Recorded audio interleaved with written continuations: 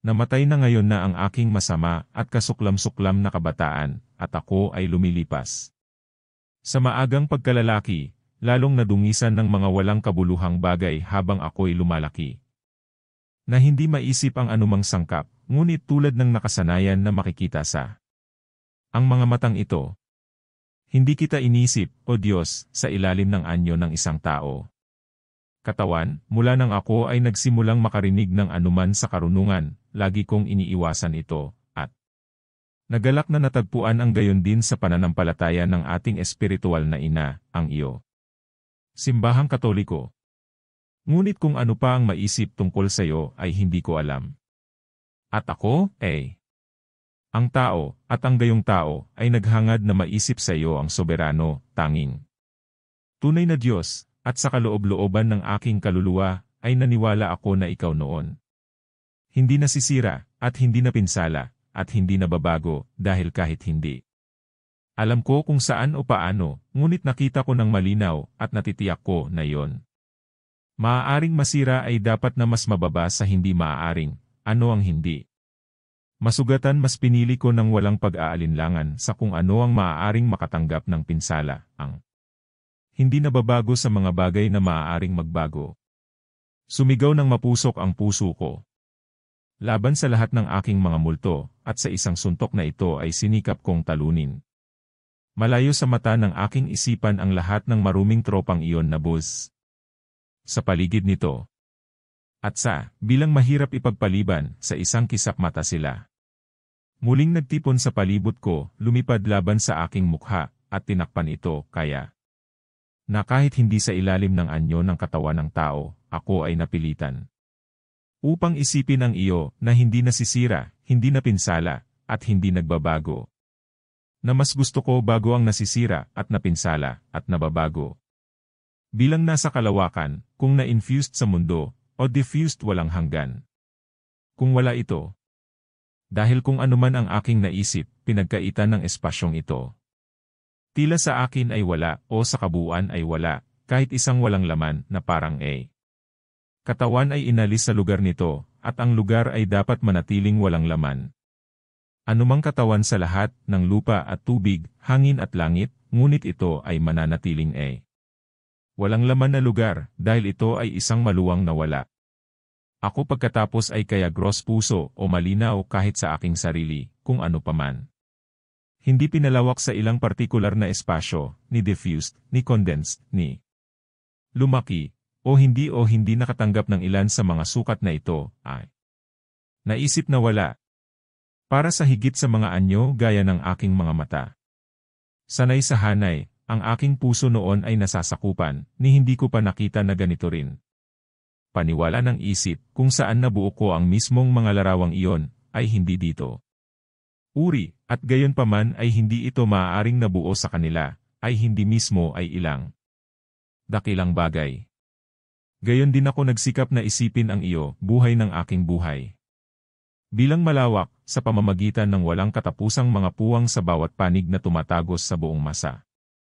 Nang sansinukob, at sa kabila nito, sa lahat ng paraan, sa pamamagitan ng hindi nasusukat. Walang hanggan ng espasyo, upang ang lupa ay magkaroon ng ikaw, ang langit ay mayroon. Ikaw, ang lahat ng bagay ay nasa iyo, at sila ay nakatali sa iyo, at ikaw. Walang hangganan. Para na bilang ang katawan ng hangin na ito, na nasa itaas ng lupa, hindi humahadlang sa liwanag ng araw na dumaan dito.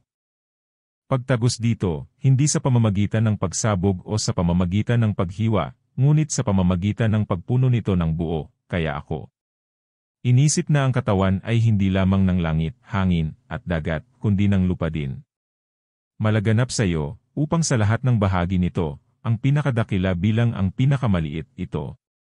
Dapat tanggapin ang iyong presensya, sa pamamagitan ng isang lihim na inspirasyon, sa loob at labas. Namamahala sa lahat ng bagay na iyong nilikha. Kaya nahulaan ko, hindi lang kaya. Upang magbuntis ng anuman, sapagkat ito ay hindi totoo. Para sa gayon dapat ang isang mas malaking bahagi ng ang lupa ay naglalaman ng isang malaking bahagi sa iyo, at isang mas maliit, at lahat. Ang mga bagay ay dapat sa ganoong uri, ay puno ng iyo, na ang katawan ng isang elepante. Dapat maglaman ng higit pa sayo, kaysa sa maya, kung gaano kalaki. Ito ay, at tumatagal ng higit pang silid, at sa gayon dapat mong gawin ang ilang mga bahagi ng iyong sarili na naroroon sa ilang bahagi ng mundo, sa fragment, malaki sa malaki, maliit sa maliit. Ngunit hindi ikaw ang ganyan. Ngunit hindi mo pa nililiwanagan ang aking kadiliman. Sapat na para sa akin, Panginoon, na sumalungat sa mga nalinlang na manlilinlang, at mga peeping praters, yamang ang iyong salita, ay hindi tumunog mula sa kanila, iyon ay sapat na noong nakaraan, habang kami ay nasa Carthage pa, Nebridius ginagamit upang nagpanukala, kung saan lahat kaming nakarinig nito ay natigilan, ang nasabing bansa ng kadiliman, na nakaugalian ng mga Manichi, na itakda bilang isang magkasalungat na misa. Laban sa iyo, ano kaya ang nagawa nito sa iyo, kung iyo tumangging makipaglaban dito? Sapagkat, kung sila ay sumagot, ito ay nagawa sa iyo. Ang ilan ay nasaktan, kung magkagayoy ikaw ay dapat sumailalim sa pinsala at katiwalian, ngunit kung hindi ka makakasakit, kung gayon ay walang dahilan para sa iyong pakikipaglaban. Kasama, at pakikipaglaban sa ganoong katalinuhan, tulad ng isang tiyak na bahagi o miyembro ng ikaw o supling ng iyong mismong sangkap kung siya ay makihalubilo. Magkasalungat ng mga kapangyarihan at mga kalikasang hindi mo nilikha, at maging sa kanila hanggang ngayon. Nasira at nabago sa mas masahol pa, na naging mula sa kaligayahan. Paghihirap at kailangan ng tulong, kung saan ito ay maaaring alisin at dalisayin. At na itong supling ng iyong sangkap ay ang kaluluwa, na kung saan ay nabighani, nadungisan, nabulok, salita mo, malaya, dalisay, at buo, kapangyarihan. Pawiin, ang salitang iyon mismo ay nabubulok pa rin dahil ito ay sa isa at ang parehong substansya. Kaya kung gayon, kung sila ay magpapatibay sa iyo, anuman ang iyo sining iyon ay, ang iyong sangkap kung saan ikaw ay, upang maging hindi nasisira, kung gayon. Lahat ba ng mga kasabihang ito ay huwad at kasuklam-suklam, ngunit kung corruptible, ang napaka ipinakikita ng pahayag na ito ay mali at mapanghimagsik. Ang argumentong ito noon ng si Nebridius ay sapat na laban sa mga taong karapat-dapat na isuka. Nang sobrang sisingilin na tiyan, sapagkat wala silang pagtakas, nang walang kakilakilabot. Kalapastanganan sa puso at dila, sa gayon ay iniisip at nagsasalita tungkol sa iyo. Ngunit ako rin sa ngayon, bagamat pinanghawakan ko at matatag na kumbinsido na ikaw ay aming Panginoon ang tunay na Diyos, na gumawa hindi lamang ng ating mga kaluluwa, kundi ng ating mga katawan, at hindi lamang ang ating mga kaluluwa at katawan, kundi lahat ng nilalang, at lahat ng bagay, ay nangyari. Hindi marumi at hindi nababago, at sa walang antas na nababago, naiintindihan ko pa. Hindi malinaw at walang kahirapan, ang sanhi ng kasamaan. At kahit ano pa man ito, ay, naisip ko na ito ay sa ganoong katalinuhan na hanapin na hindi dapat. Pilitin akong maniwala sa di nababagong Diyos na nababago, baka ako ay dapat maging ang kasamaan na aking hinahanap. Hinanap ko ito noon, hanggang ngayon ay libre. Mula sa pagkabalisa, tiyak sa hindi katotohanan kung ano ang pinanghahawakan ng mga ito, kung kanino ako lumiit ng aking buong puso, sapagkat aking nakita, na sa pamamagitan ng pagtatanong sa pinanggalingan ng kasamaan, sila ay napuno ng kasamaan, na mas pinili nilang isipin na ang iyo. Ang sangkap ay nagdusa ng masama kaysa sa kanilang sariling ginawa ito. At pilit kong inisip ang narinig ko ngayon, na free will ang dahilan ng aming paggawa ng masama, at ang iyong makatarungang paghatol sa aming paghihirap na masama. Pero hindi ako malinaw na nauunawaan ito. Kaya pagkatapos ay nagsisikap na iguhit ang paningin ng aking kaluluwa. Mula sa malalim na hukay na yon, muli akong inilubog doon, at nagsusumikap. Madalas akong nahuhulog pabalik. Ngunit ito ay nagpalaki sa akin ng kaunti sa iyo. Liwanag, na alam ko rin na ako ay may isang kalooban, bilang na ako ay nabuhay, nang pagkatapos ay ginawa ko will or null anything, natitiyak kong walang iba kundi ang aking sarili ang gumawa. At nakita kong may dahilan ang aking kasalanan. Pero ano ako? Ginawa laban sa aking kalooban, nakita ko na ako ay nagdusa sa halip na nagdusa, at ako ay humatol. Hindi sa aking kasalanan, kundi sa aking kaparusahan, kung saan, gayunpaman, humahawak sa iyo. Upang maging makatarungan, mabilis kong ipinagtapat ang aking sarili na hindi ako pinarusahan ng hindi makatarungan. Pero, muli kong sinabi, sino ang gumawa sa akin? Hindi ba ang aking Diyos, na hindi lamang mabuti, ngunit kabutihan mismo? Saan ako nanggaling sa masama at hindi mabuti, upang ako makatarungan bang parusahan? Na naglagay nito sa akin, at naglagay nito sa akin halaman ng kapaitan, nakikita na ako ay ganap na inanyuan ng aking pinakamatamis na Diyos. Kung ang diablo ang may akda, saan galing ang demonyong iyon? At kung siya rin sa pamamagitan ng ang kanyang sariling masamang kalooban, ng isang mabuting anghel ay naging diablo, kung saan, muli, pumasok sa kanya ang masamang kalooban na kung saan siya ay naging diablo, na nakikita ang kabuuan. Kalikasan ng mga anghel ay ginawa ng pinakamabuting lumikha na iyon. Sa pamamagitan ng mga kaisipang ito, muli akong napasubsob at nabulunan, hindi pa dinala sa impyernong iyon ng pagkakamali, kung saan walang sinumang umaamin sa iyo, na isipin na ikaw nagdurusa ka ng masama, kaysa ginagawa ng taong iyon. Sapagkat ako ay sa ganoong katalinuhan na nagsusumikap na alamin ang iba, gaya ng isa na nagkaroon. Nalaman na ang hindi nasisira ay kailangang mas mahusay kaysa sa nasisira, at ikaw nga, kung ano ka man, ay ipinagtapat ko na ikaw hindi nasisira. Sapagkat hindi kailanman ang kaluluwa ay ni hindi magkakaroon ng anumang bagay na maaaring mas mabuti kaysa sa iyo, na siyang pinakamakapangyarihan at ang pinakamahusay na kabutihan. Ngunit dahil ang pinakatunay at tiyak, ang hindi nasisira ay higit na mabuti kaysa sa corruptible, gaya ng mas gusto ko ngayon, kung gayon, kung hindi ka nabubulok, ay maaaring sa pag-iisip ay dumating sa isang bagay na mas mabuti kaysa sa aking Diyos. Saan? Tapos nakita ko yung incorruptible na mas preferable sa corruptible, dun. Dapat ba akong maghanap para sa iyo, at doon obserbahan, kung saan ang kasamaan mismo ay kung saan nagmumula ang katiwalian, kung saan ang iyong sangkap ay hindi sa anumang paraan may kapansanan. Sapagkat ang katiwalian ay hindi nakakasira sa ating Diyos, sa hindi kalooban ni walang pangangailangan, sa walang hindi inaasahang pagkakataon, dahil siya ay Diyos, at ano? Siya ay mabuti, at ang kanyang sarili ay ganoon kabuti, ngunit ang maging tiwali ay hindi mabuti. Ni ikaw ay laban sa iyong kalooban, na napilitan sa anumang bagay, dahil sa iyo. Ang kalooban ay hindi hihigit sa iyong kapangyarihan. Ngunit dapat ito ay mas malaki, ay ang iyong sarili. Mas dakila kaysa sa iyong sarili. Sapagkat ang kalooban at kapangyarihan ng Diyos ay ang Diyos mismo. At ano ang hindi mo mapapansin? Sino ang nakakaalam ng lahat ng bagay? Wala rin. Anumang kalikasan sa mga bagay, ngunit alam mo ito. At ano pa ang dapat nating sabihin? Bakit ang sangkap na iyon kung sino ang Diyos ay hindi dapat masira, nakikita kong ito? Kung gayon, hindi dapat ang Diyos.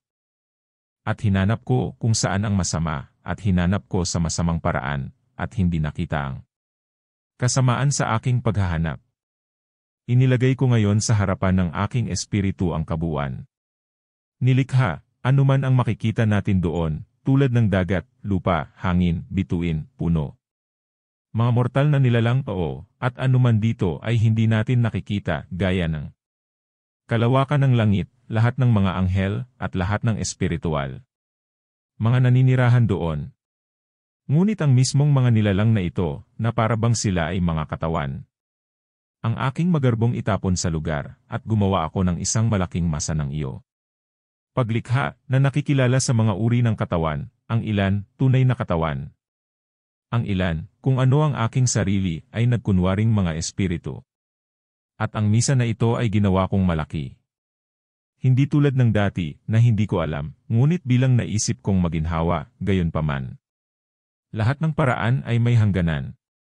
Ngunit ikaw, o Panginoon, naisip ko sa bawat bahagi ng kapaligiran at tumatagos dito, kahit na sa lahat ng paraan walang hanggan, na parang may dagat, bawat kung saan, at sa bawat panig, sa pamamagitan ng hindi nasusukat na espasyo, isa lamang.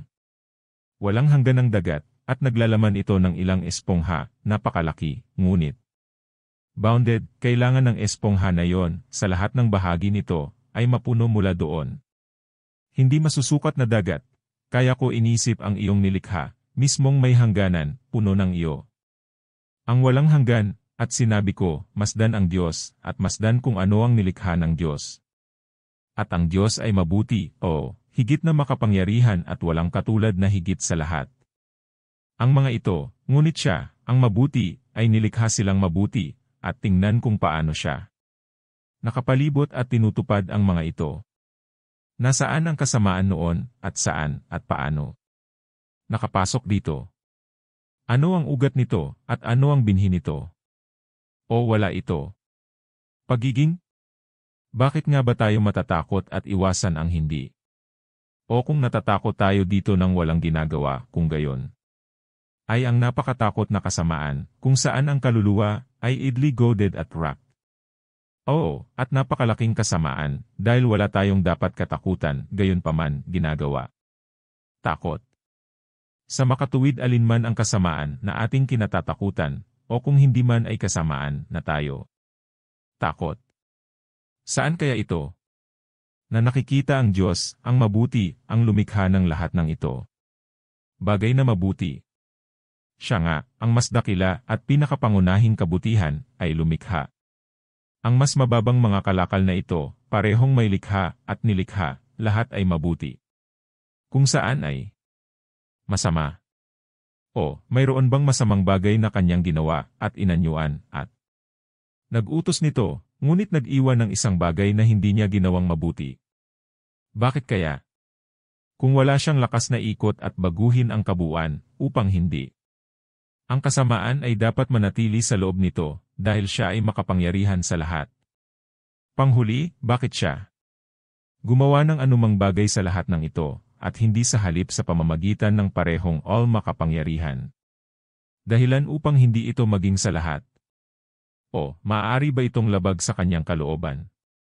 O kung ito ay mula sa kawalang hanggan, bakit niya pinagdusa ito para sa walang katapusang mga espasyo ng mga panahon nakaraan, at nasiyahan ka ng matagal pagkatapos na gumawa ng isang bagay mula dito?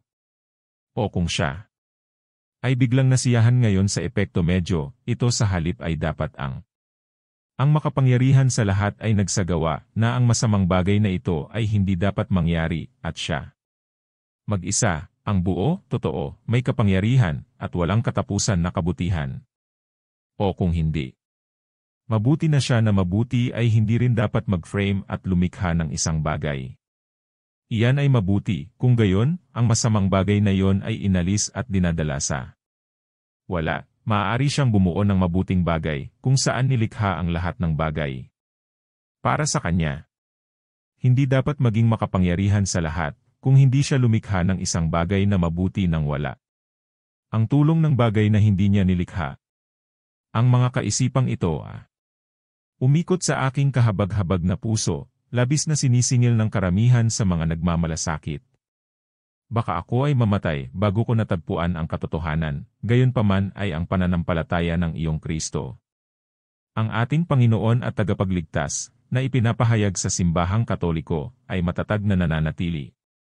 Ang aking puso, sa maraming mga punto, sa katunayan, bilang hindi pa nabuo, at pabago-bago mula sa ang tuntunin ng doktrina, gayon may hindi ito lubos na iniwan ng aking isip, bagkus araw-araw kumuha ng higit pa at higit pa nito. Ngunit sa pagkakataong ito ay tinanggihan ko rin ang mga sinungaling na panghuhula at hindi makadiyos dotages ng mga astrologo. Hayaan ang iyong sariling mga awa mula sa aking kaloob-looban. Kaluluwa, ipagtapat din sa iyo ito, o aking Diyos. Para sa iyo, ikaw.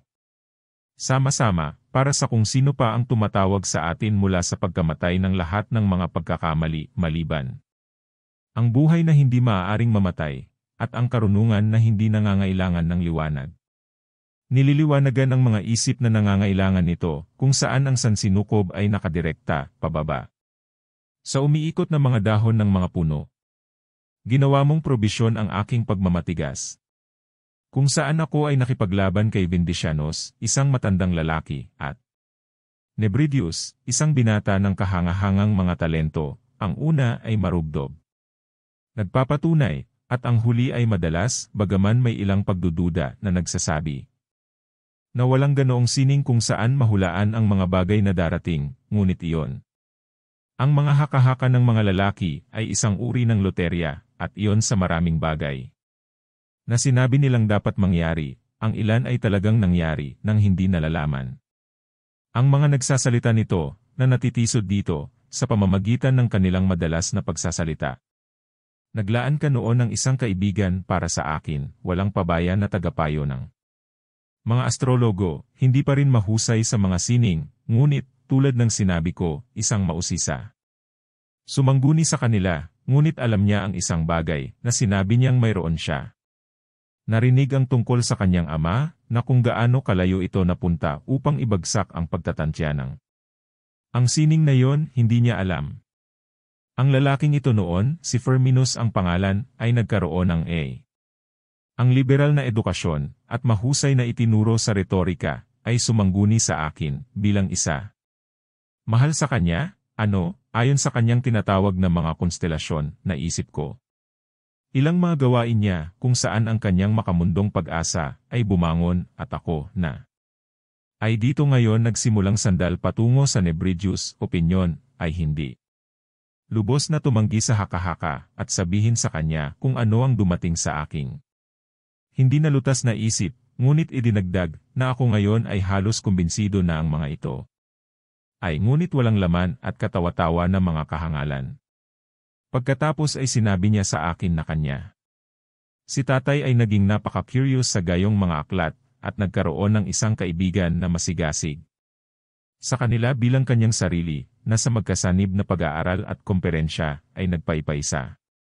Apoy ng kanilang pagmamahal sa mga laruang ito, upang kanilang obserbahan ang sandali kung saan ang napakapipi hayop na lumaki tungkol sa kanilang bahay, nanganak, at pagkatapos ay sinusunod ang kamag-anak na posisyon ng langit, sa gayon ay gumawa ng mga sariwang eksperimento sa tinatawag na sining. Sinabi niya. Pagkatapos ay narinig niya ang tungkol sa kanyang ama, na kung anong oras na ang kanyang ina. Upang ipanganak siya, si Firminus, isang babaeng alipin ng kaibigan niyang iyon. Buntis din ang ama, na hindi nakatakas sa kanyang Panginoon, na kinuha. Nagmamalasakit ng may eksaktong sipag na malaman ang mga pagsilang ng kanyang mga tuta. At gayon nga, ang isa para sa kanyang asawa, at ang isa para sa kanyang alipin. Na may pinakamaingat na pagmamasid, pagbilang ng mga araw, oras, hindi, ang mas maliit.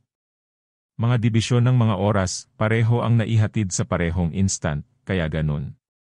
Parehong pinilit na payagan ang parehong mga konstelasyon, kahit nasa minutong puntos, ang isa para sa kanyang anak, ang isa para sa kanyang bagong silang na alipin.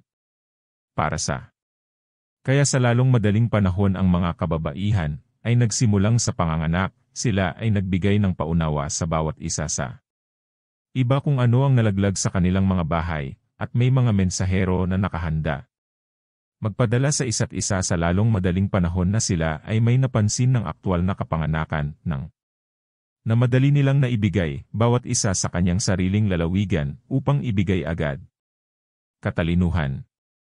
Kaya pagkatapos ay nagpulong ang mga mensahero ng kani-kanilang partido, siya averred, sa ganoong pantay na distansya mula sa alinmang bahay na wala sa kanila. Maaaring gumawa ng anumang pagkakaiba sa posisyon ng mga bituin, o anumang iba pa.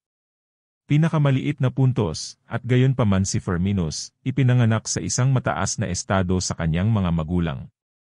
Bahay, tinakbo ang kanyang kurso sa mga ginintuan na landas ng buhay, ay nadagdagan.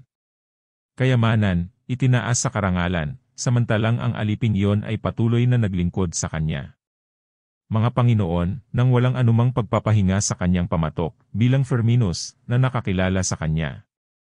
Sinabi sa akin. Nang marinig at maniwala sa mga bagay na ito, sinabi ng isa sa gayong kredibilidad. Lahat na ibinigay ng aking pagtutol, at una ay nagsikap akong mabawi. Si Firminus mismo mula sa pag-usisa na yon, sa pamamagitan ng pagsasabi sa kanya na sa pag-inspeksyon. Ang kanyang mga konstelasyon, kung ako ay manghuhula ng totoo na nakita ko sa kanila. Mga magulang na kilala sa kanilang mga kapitbahay, isang marangal na pamilya sa sarili nitong lungsod. Mataas na kapanganakan, magandang edukasyon, liberal na pag-aaral. Ngunit kung mayroon ang lingkod na yon, sumangguni sa akin sa parehong mga konstelasyon dahil sila ay kanya rin ay nararapat na muli upang sabihin sa kanya ang tunay na totoo upang makita sa kanila ang isang angkan ang pinaka. Kasuklam-suklam, isang mapang-alipin na kalagayan, at lahat ng bagay na lubos na salungat sa ang dating. Kung saan, kung ako ay nagsasalita ng katotohanan, ako ay dapat mula sa parehong mga konstelasyon, magsalita ng magkakaiba, o kung ganoon din ang sinabi ko, magsalita ng kasinungalingan. Mula noon ito ay sumunod pinakatiyak na anuman sa pagsasaalang-alang ng ang mga konstelasyon ay sinalita ng totoo, ay sinalita hindi sa sining, ngunit pagkakataon, at anuman ang binigkas ng kasinungalingan, ay hindi dahil sa kamangmangan sa sining. Ngunit ang kabiguan ng pagkakataon. Isang pambungad kaya ginawa, ruminating sa aking sarili sa mga katulad na bagay na walang sinuman sa mga dotards na yon na nabuhay sa ganoong kalakal at kung saan gusto ko. Pag-atake, at may panunuya upang lituhin, ay maaaring himukin laban sa akin na. Sinabi sa akin ni Firminus ng hindi totoo, o ang kanyang ama sa kanya, iniyuko ko ang aking mga iniisip. Sa mga ipinanganak na kambal, na karamihan ay lumalabas sa sinapupunan na napakalapit sa isa't isa, na ang maliit na pagitan, kung magkano ang puwersa. Anuman sa likas na katangian ng mga bagay na maaaring ipanggap ng mga tao na mayroon, hindi maaaring napapansin sa pamamagitan ng obserbasyon ng tao, o sa lahat ng ipinahayag sa mga figure na iyon. Nasyasati ng astrologo, upang maipahayag niyang tunay. Gayunpaman sila. Hindi maaaring totoo, para sa pagtingin sa parehong mga numero, siya ay dapat na hinulaang. Gayon din kay Esau at Jacob, samantalang hindi rin nangyari sa kanila. Kaya nga dapat siyang magsalita ng kasinungalingan, o kung talagang, pagkatapos, naghahanap sa parehong figures, hindi siya dapat magbigay ng parehong sagot. Hindi sa pamamagitan ng sining, kung gayon, ngunit sa pamamagitan ng pagkakataon, magsasalita ba siya ng totoo? Para sa iyo, o Panginoon, ang pinakamatuwid na pinuno ng ang universo, habang ang mga tagapayo at nagsanggunian ay hindi alam ito, ay ginagawa sa pamamagitan ng iyong nakatagong epekto ng inspirasyon na dapat marinig ng consultor kung ano, ayon sa mga nakatagong deserving ng mga kaluluwa, dapat niyang marinig sa labas ng hindi masasaliksik ang lalim ng iyong makatarungang paghatol na huwag sabihin ng sinuman, ano. Ito ba? Bakit yan? Huwag niyang sabihin yon sapagkat siya ay tao. Ngayon nga, o aking katulong, pinalaya mo ba ako sa mga gapos na yaon, at ako hinanap kung saan ang kasamaan, at hindi nakatagpo ng paraan. Ngunit hindi mo ako pinahintulutan. Sa pamamagitan ng anumang pagbabago-bago ng pag-iisip na dadalhin palayo sa pananampalataya kung saan naniwala akong pareho ka, at ang iyong sangkap ay hindi nababago at na ikaw ay may pangangalaga sa at hahatulan mo ang mga tao at na kay Kristo, iyo. Anak, aming Panginoon, at ang banal na kasulatan na ang kapangyarihan ng iyong. Ang simbahang Katoliko ay pinilit sa akin, iyong itinakda ang daan ng tao. Kaligtasan, tungo sa buhay na yon pagkatapos ng kamatayang ito. Ang mga bagay na ito ay ligtas at hindi natitinag sa aking isipan, nag-aalala akong naghanap, saan ba? Kasamaan. Ano ang mga kirot ng aking pusong napupuno, anong mga deing, o aking Diyos? Gayon may nabuksan ang iyong mga tainga, at hindi ko nalaman, at kapag nasa katahimikan ako vehemently hinahangad, ang mga tahimik na pagsisisi ng aking kaluluwa ay malakas na daing sa iyong awa. Alam mo kung ano ang aking dinanas, at walang tao. Para sa, Kung ano ang kung saan ay mula noon sa pamamagitan ng aking diladalisaysa. Ang mga tainga ng aking pinakakilalang mga kaibigan. Ang buong kaguluhan ba ng aking kaluluwa? Na hindi sapat ang oras o pagbigkas na maabot sila. Umakyat pa. Ang buong sa iyong pandinig, ang lahat na aking isinigaw mula sa mga daing ng aking puso at ang aking pagnanasa ay nasa harap mo at ang liwanag ng aking mga mata ay naroon. Hindi sa akin, sapagkat iyon ay nasa loob, ako ay nasa labas, o iyon ay nakakulong sa lugar, ngunit ako ay layunin sa mga bagay na nakapaloob sa lugar, ngunit doon natagpuan ko hindi. Lugar na pahingahan, ni hindi nila ako tinanggap, na aking masabi, sapat na. Ito ay mabuti ni hindi pa nila ako pinahintulutan na bumalik kung saan maaaring maayos. Sapat na sa akin. Sapagkat sa mga bagay na ito ay nakahihigit ako, ngunit mas mababa sa iyo. At ikaw ang aking tunay na kagalakan ng sumailalim sa iyo, at ikaw ay nagkaroon. Ipinailalim sa akin ang nilikha mo sa ibaba ko. At ito ang totoo. Ugali, at gitnang rehiyon ng aking kaligtasan, upang manatili sa iyong larawan. At sa paglilingkod sa iyo, pamunuan ang katawan. Ngunit nang bumangon ako ng buong pagmamalaki laban. Ikaw, at tumakbo laban sa Panginoon ng aking lig, kasama ang makapal na mga amo ko. Buckler, maging ang mga mababang bagay na ito ay inilagay sa itaas ko, at pinilit ako. Pababa, at walang kung saan nagkaroon ng pahinga o espasyo ng paghinga. Nagkakilala sila. Ang aking paningin sa lahat ng panig sa pamamagitan ng mga bunton at mga hukbo, at sa pag-iisip ang mga larawan. Ipinakita nito ang kanilang mga sarili ng hindi hinahangad, gaya ng babalik ako sa iyo na parang. Sasabihin nila sa akin, saan ka pupunta, na hindi karapat-dapat at nadungisan. At ang mga bagay na ito ay tumubo sa aking sugat, sapagkat pinakumbaba mo ang mapagmataas tulad ng isang nasugatan, at sa pamamagitan ng aking sariling pamamaga ay ako. Nahiwalay sa iyo, ipinikit ng aking mukha na namamaga ang aking pagmamataas. Ngunit ikaw, Panginoon, ay nananatili magpakailanman, gayon may hindi ka nagalit sa amin magpakailanman. Sapagkat iyong naawa sa aming alabok at abo, at ito ay nakalulugod sa iyong paningin. Upang baguhin ang aking mga deformidad, at sa pamamagitan ng mga panundot sa loob ay ginising mo ako. Upang ako'y maging may sakit sa kaginhawahan, hanggang sa ikaw ay mahayag sa aking loob. Paningin. Kaya, sa pamamagitan ng lihim na kamay ng iyong panggagamot ay ang aking pamamaga. Humina, at ang nababagabag at malabo na paningin ng aking isip, sa pamamagitan ng ang matalinong pagpapahid ng nakapagpapalusog na kalungkutan, ay gumaling sa araw-araw. At ikaw, nais mo munang ipakita sa akin kung paano niyo nilalabanan ang mapagmataas, ngunit nagbibigay ng biyaya sa mga mapagpakumbaba, at sa pamamagitan ng kung gaano kadakila ang gawa ng iyong awa. Natuntun mo sa mga tao ang daan ng kababaang loob na ang iyong salita ay ginawa.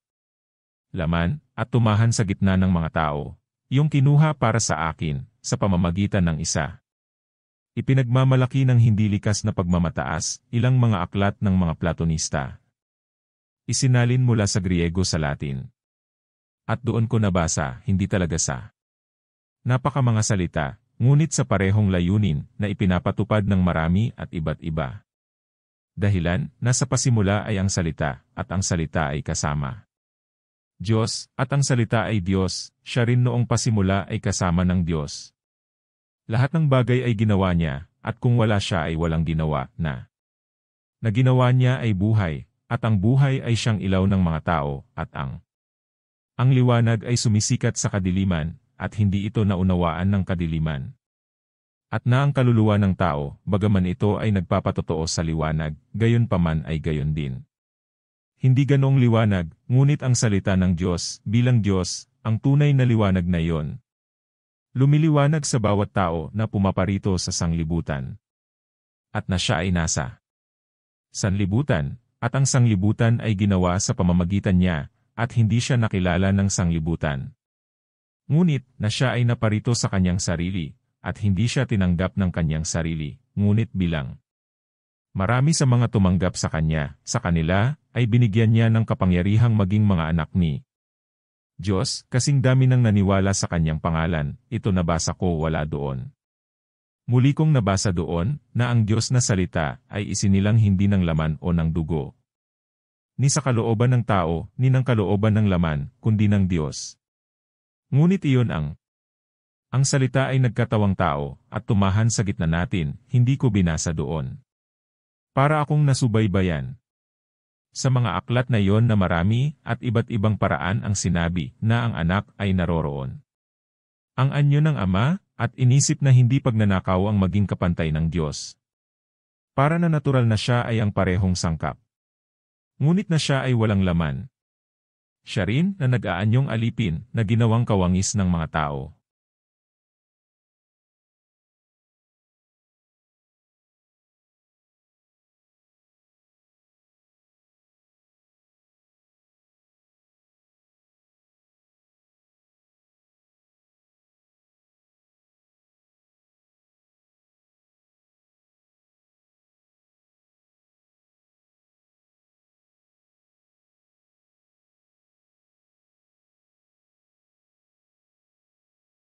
At natagpuan sa anyo bilang isang tao, nagpakumbaba sa kanyang sarili, at naging masunurin.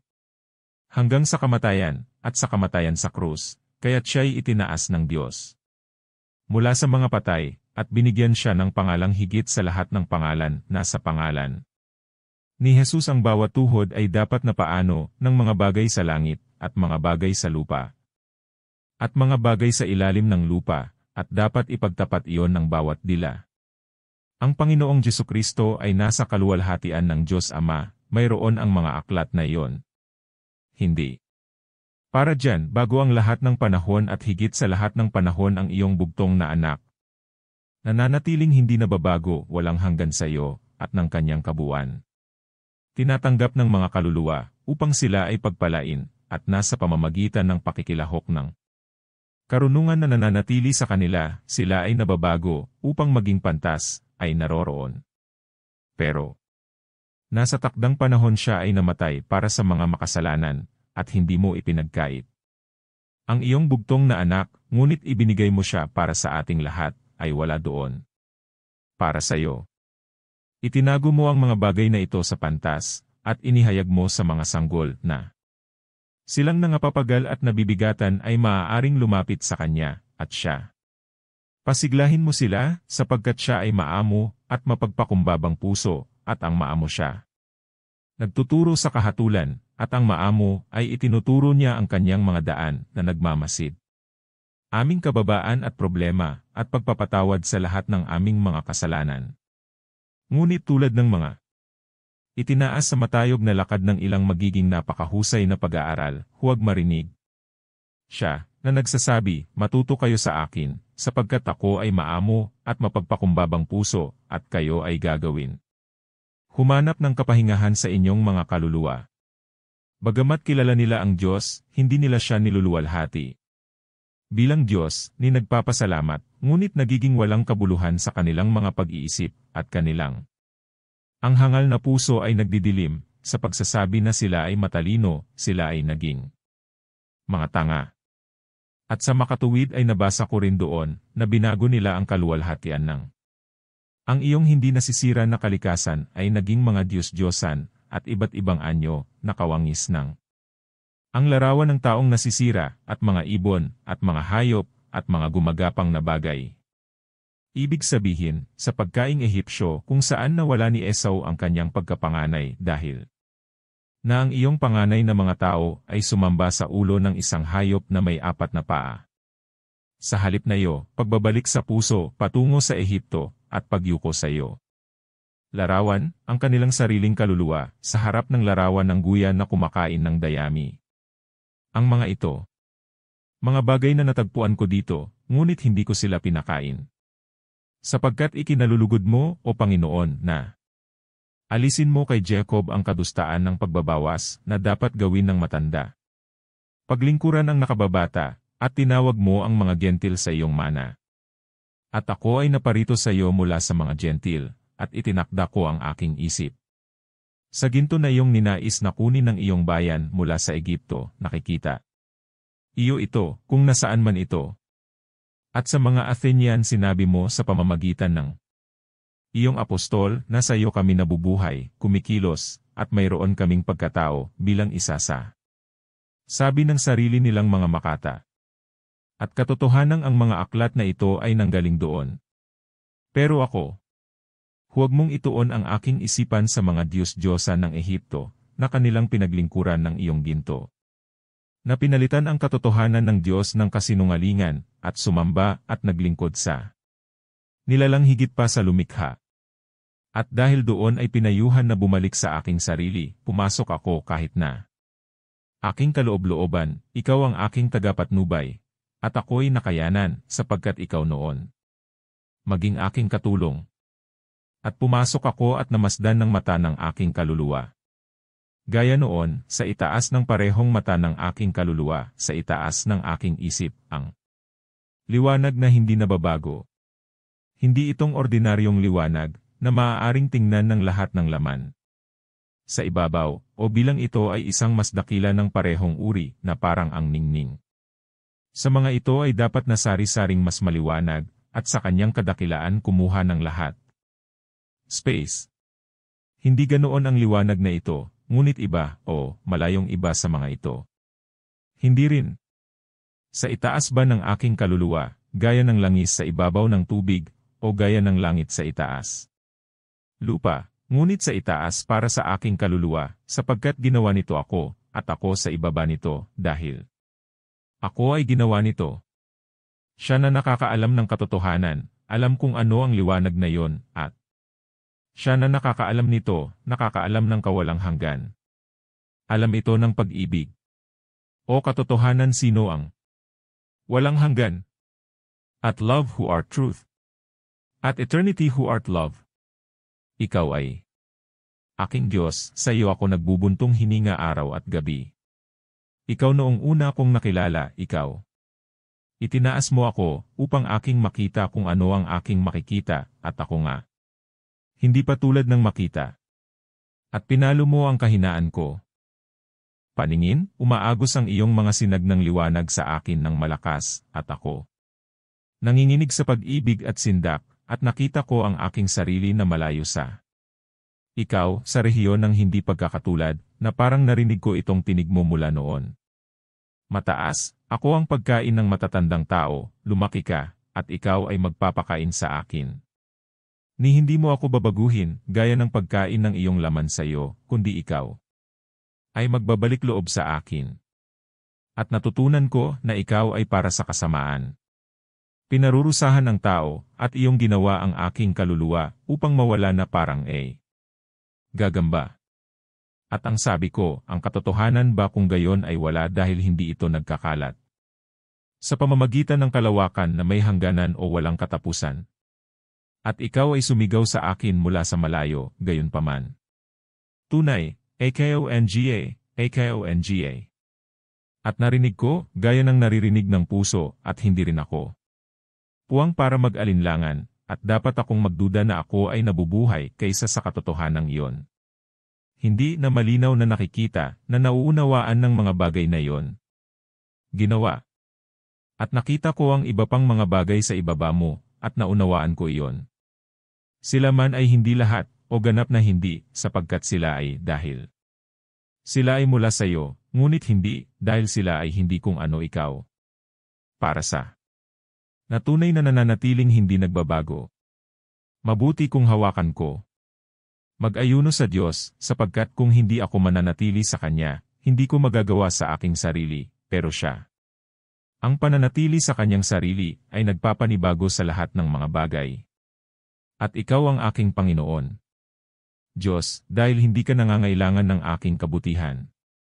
At nahayag sa akin, na ang mga bagay na yaon ay magiging mabuti pa. Sira, na hindi sila napakahusay, o maliban kung sila ay mabuti ay maaari niyang sirain, sapagkat kung may kapangyarihan, sila ay hindi nasisira, kung hindi man magaling, walang anuman sa kanila. Corrupted. Para sa katiwalian ay nakakapinsala, ngunit maliban kung ito ay nabawasan ang kabutihan, ito hindi makasugat. Alin man sa gayon ang katiwalian ay hindi nakapipinsala, na hindi maaaring mangyari o Na higit na tiyak, lahat ng nasisira ay pinagkaitan ng kabutihan. Ngunit kung sila ay pinagkaitan niya ng lahat ng kabutihan, sila ay mawawala. Sapagkat kung magiging sila, at ngayon ay hindi na niya masisira, sila ay magiging mas mabuti kaysa dati. Sapagkat sila ay mananatili ng walang kasiraan. At kung ano ang mas halimaw kaysa upang pagtibayin ang mga bagay upang maging mas mahusay sa pamamagitan ng pagkawala ng lahat ng kanilang kabutihan. Sa makatuwid, kung sila ay pagkakaitan ng lahat ng kabutihan, sila ay hindi na napakatagal.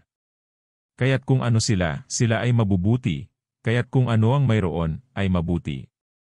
Yaong kasamaan noon na aking hinanap, kung saan nanggaling, ay hindi anumang bagay, sapagkat noon ito ay isang sangkap, ito ay dapat na mabuti. Para sa alinman ito ay dapat na isang hindi nasisira sangkap, at kaya isang pangunahing kabutihan, o isang nabubulok na sangkap, na maliban kung ito ay mabuti, hindi maaaring masira. Napagtanto ko sa makatuwid, at ito nga. Ipinahayag sa akin na iyong ginawang mabuti ang lahat ng bagay, niwala. Sangkap sa lahat, na hindi mo ginawa, at dahil doon ay hindi mo ginawa. Lahat ng bagay ay pantay, sa makatuwid ay lahat ng bagay, dahil ang bawat isa ay mabuti, at sa kabuuan ay napakabuti, sapagkat ginawa ng ating Diyos ang lahat ng bagay na napakabuti. At sa iyo ay walang anumang masama, oo, hindi lamang sa iyo, kundi sa ang iyong nilikha sa kabuuan, dahil walang-wala na maaaring pumasok, at sirain ang kaayusang iyon na iyong itinalaga. Ngunit sa mga bahagi nito ang ilang mga bagay, dahil hindi nagkakasundo sa iba pang ilan, ay itinuring na masama, samantalang ang mismong mga bagay na iyon ay nagkakasundo sa iba, at ay magaling, at sa kanilang sarili ay mabuti. At lahat ng mga bagay na ito na hindi magkasundo, gawin mo pa sa mababang bahagi na tinatawag nating earth, na mayroong sariling maulap at mahangin na kalangitan na sumasabay dito. Malayo pa. Kung magkagayoy aking sasabihin, ang mga bagay na ito ay hindi dapat mangyari, sapagkat aking makikita. Walang iba kundi ang mga ito, tunay na dapat akong maghangad ng ikabubuti, ngunit dapat pa rin kahit na. Sapagkat ang mga ito lamang ang pumupuri sa iyo, sapagkat ikaw ay dapat purihin, ipakita mo mula sa ang lupa, mga dragon, at lahat ng kalaliman, apoy, granizo, niebe, yelo, at mabagyong hangin. Na tumutupad sa iyong salita, bundok, at lahat ng burol, mabungang puno, at lahat. Mga sedro, mga hayop, at lahat ng hayop, gumagapang, at lumilipad na mga ibon, mga hari ng ang lupa, at lahat ng tao, mga prinsipe, at lahat ng mga hukom ng lupa, mga batang lalaki. At mga dalaga, matanda at kabataan, purihin ang iyong pangalan. Ngunit kapag mula sa langit, ang mga ito ay nagpupuri sa iyo, aming Diyos, sa kaitaasan lahat ng iyo. Mga anghel, lahat ng iyong hukbo, araw at buwan, lahat ng bituin at liwanag, ang langit ng langit, at ang tubig na nasa itaas ng mga langit, purihin ang iyong pangalan, ako. Hindi na ngayon naghahangad ng mga bagay na lalong mabuti, sapagkat ako'y naglihi sa lahat, at may mas mahusay na paghatol na intindihan ko na ang mga bagay sa itaas ay mas mabuti kaysa ang mga nasa ibaba, ngunit lubos na mas mahusay kaysa sa mga nasa itaas ng mag-isa. Walang kagalingan sa kanila, na hindi kinalulugdan ng anuman sa iyong nilikha. Nagaya ni sa akin, nang marami ang iyong ginawa, ay hindi nakalugod sa akin. At sapagkat ang aking kaluluwa ay hindi nangahas na magalit sa aking Diyos, hindi ito manglulupaypay. Isipin na ang iyo, na hindi nakalulugod dito. Kaya ito ay napunta sa opinyon ng dalawang sangkap, at walang pahinga, ngunit nakipag-usap ng walang ginagawa. At pagbabalik mula roon, ito ay ginawa sa kanyang sarili na isang Diyos, sa pamamagitan ng walang katapusang mga hakbang ng lahat ng espasyo, at inisip na ito ay ikaw, at inilagay sa puso nito, at nagkaroon. Muling naging templo ng sarili nitong Diyos-Diyosan, sa iyo ay kasuklam-suklam. Ngunit pagkatapos, pinakalma mo ang aking ulo, hindi ko alam, at ipinikit mo yon. Hindi nila dapat tingnan ang walang kabuluhan, ako ay tumigil sa aking dating sarili, at ang aking siklab ng galit ay lulod sa pagtulog, at nagising ako sa iyo, at nakita kita. Walang katapusan, ngunit sa ibang paraan, at ang paningin na ito ay hindi nagmula sa laman. At tumingin ako pabalik sa iba pang mga bagay, at nakita ko na utang nila ang kanilang pagkatao sa iyo, at ang lahat ay nakatali sa iyo, ngunit sa ibang paraan, hindi bilang pagiging nasa kalawakan, kundi dahil nasa iyong kamay ang lahat ng bagay. Iyong katotohanan, at ang lahat ng mga bagay ay totoo sa abot ng mga ito o wala. Kasinungalingan, maliban kung iyan ay naisip na hindi. At nakita ko iyon. Lahat ng bagay ay nagkasundo, hindi lamang sa kanilang mga lugar, kundi sa kanilang mga lugar. Mga panahon. At na ikaw, na tanging walang hanggan, ay hindi nagsimulang gumawa. Pagkatapos ng hindi mabilang na mga puwang ng mga oras na ginugol, para sa lahat ng mga espasyo ng oras, pareho na lumipas, at lilipas, hindi pupunta o darating, ngunit sa pamamagitan mo, nagtatrabaho at nananatili. At aking napagtanto at nasumpungang walang kakaiba, yaong tinapay. Kaaya-aya sa malusog ng alangala, ay kasuklam-suklam sa mapanglaw, at masakit. Ang liwanag ng mga mata ay nakakasakit, na sa tunog ay kasiya siya. At ang iyo. Ang katuwiran ay hindi nakalulugod sa masama, higit pa ang ulupong at mga reptilya. Na iyong nilikhang mabuti, na angkop sa mga mababang bahagi ng iyo. Paglikha, na kung saan ang napakasama ay nababagay din, at higit pa sa pamamagitan ng gaano sila kaiba sa iyo, ngunit sa mga nakatataas na nilalang, kung paano lalo silang nagiging katulad sa iyo. At tinanong ko kung ano ang kasamaan. At natagpuan na ito ay sustansya, ngunit ang kabuktutan ng kalooban ay tumalikod mula sa iyo, O Diyos, ang kataas-taasan, patungo sa mababang mga bagay na ito, at paghahagis sa labas ng bituka nito, at nagmamalaki sa labas. At nagtaka ako na mahal na kita ngayon, at wala nang multo para sa iyo. At gayon may hindi ako nagpatuloy upang masiyahan sa aking Diyos, ngunit itinaas sa iyo ng iyong kagandahan, at sa lalong madaling panahon ibinaba mula sa iyo ng sarili kong timbang, lumulubog. May kalungkutan sa mga mababang bagay na ito. Ang timbang na ito ay karnal na kaugalian. Gayon man ay tumahan doon na kasama ko ang isang pag-alaala sa iyo, ni hindi ako nag-alinlangan. Na mayroong isa na maaari kong lapitan, ngunit hindi pa ako ganoon. Upang dumikit sa iyo, sapagkat ang katawan na nasisira ay idinidiin ang kaluluwa, at ang makalupang tabernakulo ay nagpapabigat sa isip na nag-iisip sa maraming bagay. At tiyak na ako ay na ang iyong di nakikitang mga gawa mula sa ang paglikha ng mundo ay malinaw na nakikita, na nauunawaan ng mga bagay na ginawa, maging ang iyong walang hanggang kapangyarihan at pagka-Diyos. Para sa pagsusuri, kung saan ako ay humanga sa kagandahan ng mga katawang celestial o terrestrial. At kung ano ang nakatulong sa akin sa paghusga ng maayos sa mga bagay na nababago at pagbigkas, ito ay nararapat na ganito, hindi ito sinusuri, sabi ko, kung saan. Ito ay na ako ay nanghusga, nakikita ko ang ginawa kong paghatol, natagpuan ko ang hindi nababago at tunay na kawalang hanggan ng katotohanan sa itaas ng aking nagbabagong isip.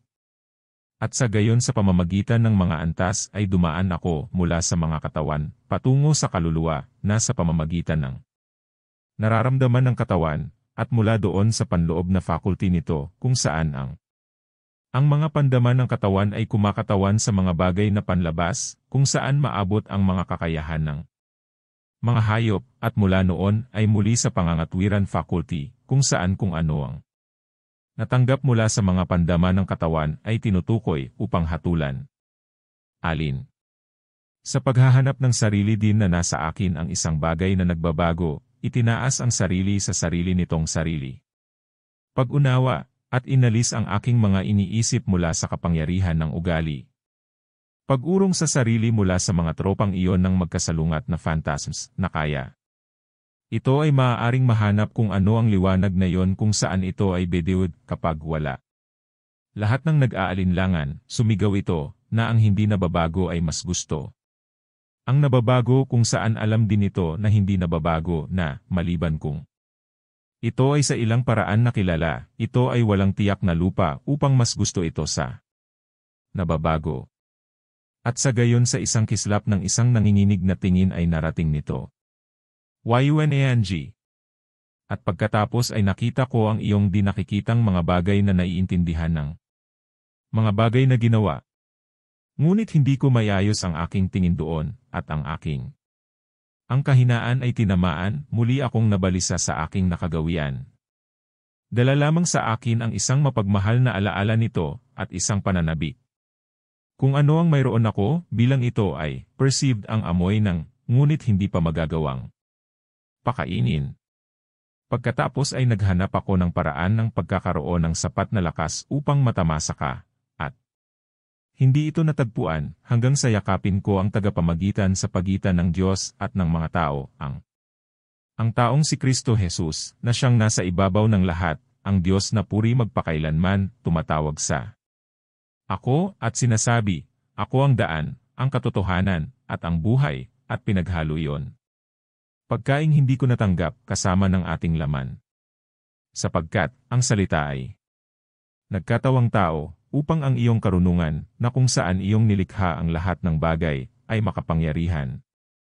Magbigay ng gatas para sa estado ng ating sanggol. Sapagkat hindi ko pinanghawakan ang aking Panginoong Hesus Kristo, ako nagpakumbaba sa mapagpakumbaba, ni hindi ko pa alam kung saan ang kanyang kahinaan. Gagabay sa amin. Para sa iyong salita, ang walang hanggang katotohanan, higit sa mataas. Mga bahagi ng iyong nilalang, itinataas ang nasusupil sa sarili, ngunit sa ibabang ito. Mundo ay nagtayo para sa sarili ng isang mababang tahanan ng ating luwad kung saan ibababa. Mula sa kanilang mga sarili tulad ng masusupil, at dalhin sila sa siya mismo, pinapawi ang kanilang pamamaga, at pinapawi ang kanilang pag-ibig hanggang dulo. Maaaring hindi na sila magpatuloy sa pagtitiwala sa sarili, ngunit sa halip ay pumayag maging mahina, nakikita sa harap ng kanilang mga paa ang pagka-Diyos na mahina sa pamamagitan ng pagkuha sa atin. Mga patong ng balat at pagod, maaaring ibagsak ang kanilang mga sarili dito at ito. Tumataas, maaaring iangat sila. Pero iba ang naisip ko, na naglilihi lamang sa aking Panginoong Kristo bilang sa isang tao. Nang mahusay na karunungan na walang sinumang maitutumbas, lalo na para sa nakahangahangang ipinanganak ng isang birhen, siya ay tila sa pagsang-ayon. Sa pamamagitan nito, sa pamamagitan ng banal na pangangalaga para sa amin upang makamit ang dakilang iyon. Kadakilaan ng otoridad para sa isang halimbawa ng paghamak ng mga bagay na temporal. Ang pagkakaroon ng immortalidad. Ngunit anong misteryo ang nakalagay sa ang salita? Nagkatawang tao, hindi ko maisip. Tanging ako lang ang natuto sa kung ano ay ibinigay sa atin sa pamamagitan ng sulat tungkol sa kanya na siya ay kumain at uminom, natutulog, lumakad, nagalak sa espiritu, ay nalulungkot, nagsasalita, ang laman na iyon ay hindi kumapit sa sarili sa iyong salita, ngunit sa pamamagitan ng kaluluwa at pag-iisip ng tao. Lahat. Alamin ito na nakakaalam ng hindi nagbabago ng iyong salita, na ako ngayon. Alam ko, sa abot ng aking makakaya, ni hindi ako nag-alinlangan dito. Para, ngayon upang lumipat. Ang mga limbs ng katawan sa pamamagitan ng kalooban, ngayon ay hindi, ngayon upang ilipat ng ilan. Pagmamahal, ngayon hindi, ngayon upang maghatid ng matalinong mga kasabihan sa pamamagitan ng mga tanda ng tao. Ngayon upang manatiling katahimikan, kabilang sa kaluluwa at isip na napapailalim sa pagkakaiba-iba. At kung ang mga bagay na ito ay isinulat ng may kasinungalingan tungkol sa kanya, ang lahat ng iba ay nanganganib din. Ang singil, ni hindi mananatili sa mga aklat na iyon ang anumang pananampalatayang nagliligtas para sa sangkatauhan. Simula noon sila ay isinulat na tunay, kinikilala ko ang isang perpekto. Ang tao ay na kay Kristo, hindi ang katawan ng tao lamang, ni kasama ng katawan, sensitibong kaluluwa na walang makatuwiran, ngunit napakatao, kanino, hindi lamang bilang pagkatao. Isang anyo ng katotohanan, ngunit para sa isang tiyak na dakilang kahusayan ng kalikasan ng tao at ay mas perpektong pakikilahok ng karunungan, hinuhusgahan ko na mas gusto noon. Iba pa. Ngunit naisip ni Alipius na ang mga Katoliko ay naniniwalang gayon ang Diyos. Na nararamtan ng laman, na maliban sa Diyos at laman, ay walang kaluluwa sa lahat. Kristo, at hindi inisip na ang pag-iisip ng tao ay ibinibigay sa Kanya. At dahil siya ay lubos na naniwala na ang mga aksyon na naitala tungkol sa Kanya ay magagawa. Na ginagampanan lamang ng isang mahalaga at may katwiran na nilalang, lalo siyang gumalaw. Dahan-dahan patungo sa pananampalatayang Kristiyano. Ngunit naiintindihan pagkatapos na. Ito ay ang pagkakamali ng Apollinarian heretics, siya joined in at ay naaayon sa pananampalataya ng Katoliko. Pero maya-maya, umamin ako, ginawa ko ba? Alamin kung paano sa kasabihang iyan, ang salita ay nagkatawang tao, ang katotohanang Katoliko. Nakikilala sa kasinungalingan ni Photinus. Para sa pagtanggi ng ginagawa ng mga erehe ang mga paniniwala ng iyong simbahan, at tamang doktrina, upang mapansin. Mas malinaw. Sapagkat dapat ding magkaroon ng mga maling pananampalataya, upang ang naaprubahan ay maaaring ipinahayag sa mga mahihina. Ngunit pagkatapos basahin ang mga aklat na iyon ng mga Platonista, at mula noon ay naging tinuruan na maghanap ng walang laman na katotohanan, nakita ko ang iyong mga bagay na hindi nakikita. Naiintindihan ng mga bagay na ginawa, at kahit ibinalik ako. Perceived kung ano na kung saan sa pamamagitan ng kadiliman ng aking isip ako ay nahadlangan sa pagmumuni-muni, na natitiyak na that you worth and worth. Walang katapusan, ngunit hindi nagkakalat sa espasyo, may hangganan o walang katapusan, at na ikaw. Tunay na sining-sino ang pareho kailanman, sa walang bahagi o galaw na nag-iba, at iyon. Lahat ng iba pang bagay ay mula sa iyo, sa pinakatiyak na lupang ito lamang na sila. Ay. Sa mga bagay na ito ay natitiyak ko, gayon paman ay hindi sigurado na masiyahan sa iyo. Nagdasal ako. Bilang isang mahusay na sanay, ngunit kung hindi ko hinanap ang iyong paraan kay Kristo na ating tagapagligtas, ay napatunayang, hindi sanay, ngunit pinatay. Sa ngayon ay sinimulan kong hilingin. Waring matalino, palibhasa'y puspos ng aking sariling kaparusahan, gayon may hindi ako nagdalamhati. Kundi panunuya, nagmamalaki sa kaalaman. Para saan ang kawanggawa na iyon? Nagtatayo sa ibabaw ng saligan ng kababaang loob, na si Kristo Jesus. O kailan? Dapat bang turuan ako ng mga aklat na ito? Sa mga ito, naniniwala ako, ikaw kung gayon. Ninais na ako ay bumagsak, bago ko pinag-aralan ang iyong mga kasulatan, upang ito ay mangyari.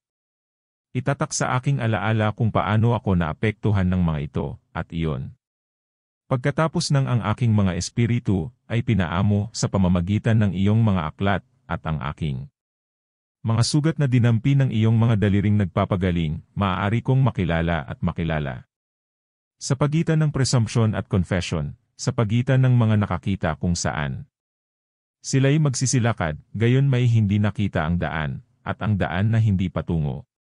Masdan lamang ngunit upang manirahan sa magandang bansa. Para sa kung ako ay unang naging nabuo sa iyong banal na kasulatan, at mayroon ka sa pamilyar na paggamit ng sila ay naging matamis sa akin, at ako ay nahulog sa iba. Volume, maaaring inalis nila ako mula sa matibay na lupa ng kabanalan, o kung nagpatuloy ako sa nakapagpapalusog na frame na mayroon ako mula noon.